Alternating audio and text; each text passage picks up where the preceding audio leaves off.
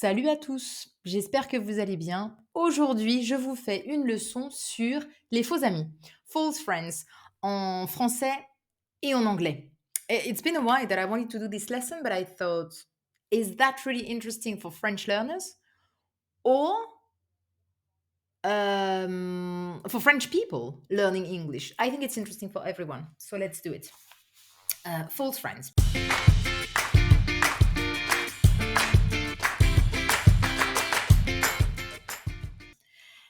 The first one, actually, yeah, would be this one. Actually, and then we have in French actuellement. Yeah, so that's, for example, this one would be much more useful for a French person who's learning English, because a very common mistake for a French person learning English is to say, I'm actually learning English, and she thinks that she's saying, I'm currently learning English. You know what I mean? So, actually means more something like en fait, en réalité, in French. But we have actuellement, but actuellement en français means currently. Je suis actuellement en formation pour devenir chef cuisinière. Okay. Okay, so you're currently doing this training to become a chef. Yeah.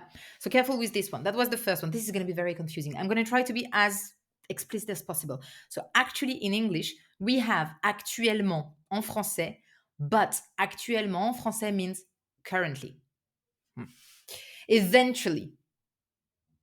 Again, I think this is probably more useful to a French person. Eventually, in English, so we think in French, éventuellement.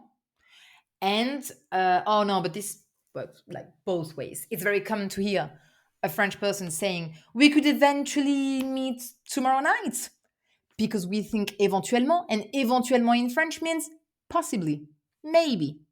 Yeah, donc on pourrait éventuellement reprendre rendez-vous la semaine prochaine et voir comment évolue le projet. On peut éventuellement, you're negotiating something and then you say, on peut éventuellement, I don't know, like reduce a price, for example, or change a little something in the contract, possibly, éventuellement. Nothing to do with the eventually, the English eventually. So very common to hear a French person saying, well, we could eventually do that. No. Eventually, the translation in French would be finalement. Finalement, à la fin. En fin de compte, we say. So eventually he said that he would come, but it took a while before he could decide. Eventually, à la fin, en fin de compte, finalement. Nothing to do with he said that he would possibly come. But if I say in French, il a dit qu'éventuellement, il viendrait à la fête à partir de 18h. Possibly. So eventually, éventuellement. Éventuellement in French, it means possibly. Actually, actuellement. Actuellement in French, it means currently. Facilities. Facilities, yeah. So we have the word facilité in French, which has nothing to do with facilities. Facilities in French, installation. You have some excellent facilities in this gym. Ils ont des installations exceptionnelles dans cette salle de sport. D'accord. But elle a des facilités en anglais means she's learning easily because it comes from facile. Facilité is easiness. Is that correct? It's easy for her to learn French or English. Elle a des facilités. C'est facile pour elle. Nothing to do with facilities. Désigner. Well, actually, designer, désigner in French, which has nothing to do again, because a designer in French would be, or to design, c'est concevoir. Concevoir quelque chose. To design a car, to design, concevoir. The designer, c'est le concepteur. Yeah? So, but désigner quelqu'un, it means to point out at someone. Yeah? To point out or to... D'ailleurs, c'est pas désigner quelqu'un, c'est désigner quelque chose. To point out at something. Yeah. Désigner quelqu'un, it's more like to name someone. For example, il a été désigné comme responsable de something. he was named, no, il a été désigné. But that was a mistake. For some reason, it would come very spontaneously to say he was designed as not at all.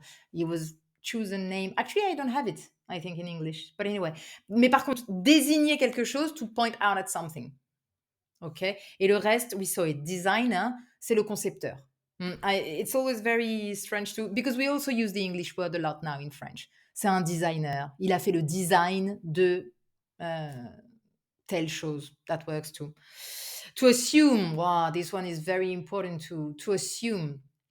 En français, donc the translation of to assume, I assume you won't come. It's almost the same sentences. I assume you had no idea about what happened yesterday. That's a cool one. In French, you would say je suppose. So I assume, I suppose, because in English it works, both works.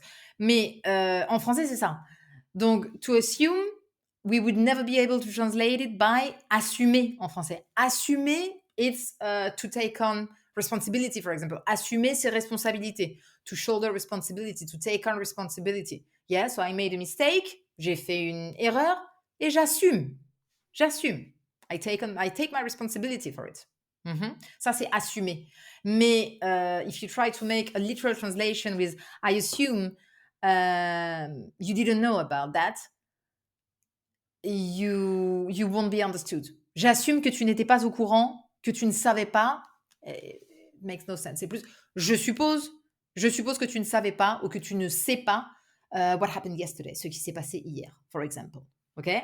So, to assume, assumer, but assumer en français, that's the false friend, puisque assumer en français means to take responsibility for something. Comprehensive is very interesting too. Comprehensive, comprehensive is very tempting. But in French, if you say that someone, it has to be someone, une personne est compréhensive, une personne est compréhensive, you mean that she has a lot of empathy and understanding. Yeah? So I explained my problem to him, et il a été très compréhensif. He was very understanding. He had a lot of empathy for me. Il a été très compréhensif. Nothing to do with a comprehensive lecture on something, meaning in French would be qui englobe tout, qui est complète, comprehensive. Yeah, it's not at all the same, but pretty much exactly the same word. Comprehensive, compréhensif, but false friends, because comprehensive in French is understanding. So that was a lesson on false friends. That was my first try. Hopefully it's not too confusing. But I mean, some of them are super interesting, but it's difficult because there is this double side of it. It's like you have to give the translation like from English to French, and then the false friend in French, you have to give the actual translation into English. And so maybe I created some, headache. That was not my point, but maybe if you watch it with calm and stuff, you will understand my point and everything, because it really is interesting. If this video is not clear enough, and when I watch it again and I'm like, I don't know, it's fine. We'll have a second version of it. It's no problem. We're learning together. I'm learning to make like the best videos possible thanks to you, and you're trying to learn French thanks to me, and that's the deal. Thank you very much for following us again today. I hope that this false friend video was not too uninteresting, and I'll see you soon for another lesson. If you haven't yet, get your free trial on lingoni.com. Why not? And for the other Lingoni members, go to Lingoni and get your extra practice, because you'll get lots of additional exclusive videos and PDF worksheets and the interactive exercises. Take good care of yourself. I'll see you very soon. Bye-bye.